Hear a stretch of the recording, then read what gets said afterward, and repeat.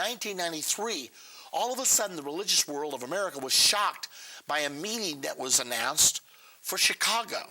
It was a meeting called the Parliament of the World's Religions. All of a sudden, we're no longer talking about bringing together Catholics with Lutherans, with Episcopalians.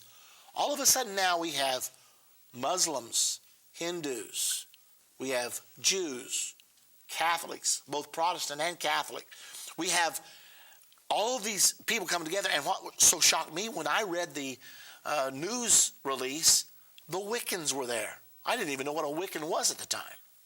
But I looked up. The Wiccan means witch. Yeah, the word Wiccan means witch. And I thought, what in the world is going on?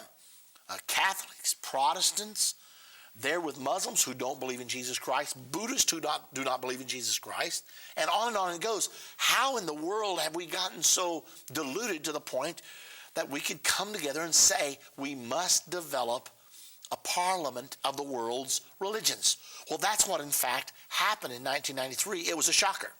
Well, what they did was they got together, I guess they said they were going to talk. We're just going to have some religious dialogue. We're going to talk things out. We're going to try to make sure that there isn't any more religious wars and strife and conflict on the earth.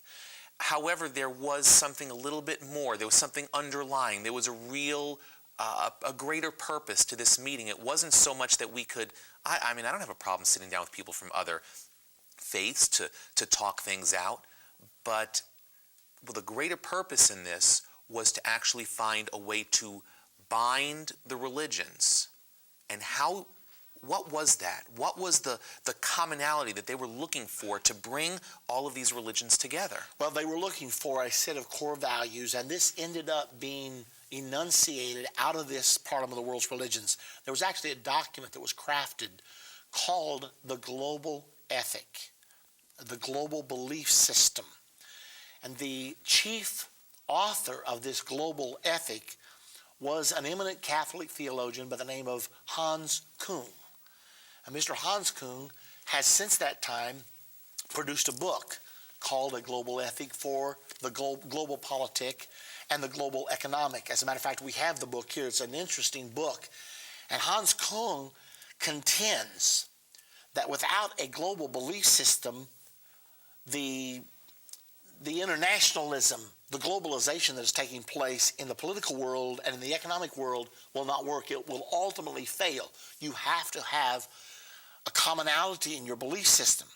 So at this Parliament of the World's Religions, they actually crafted the global ethic, and it basically stated that it's time to sink our narrow differences for the cause of the world community. Now remember, the theory is this: all war springs from political conflicts, economic conflicts, and religious conflicts.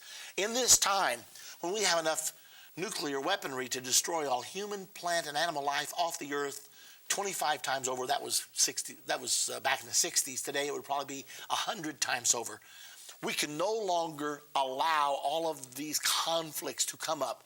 Therefore, if we're going to have a new world order, incorporated into that new world order has to be some kind of a global spirituality that Robert Mueller was promoting way back in the early 90s when he wrote his book, The New Genesis. So that's what happened at the Parliament of the World's Religions. Some of us thought perhaps this was going to be an aberration on the world religious scene and we would never hear from this again, but it didn't turn out that way.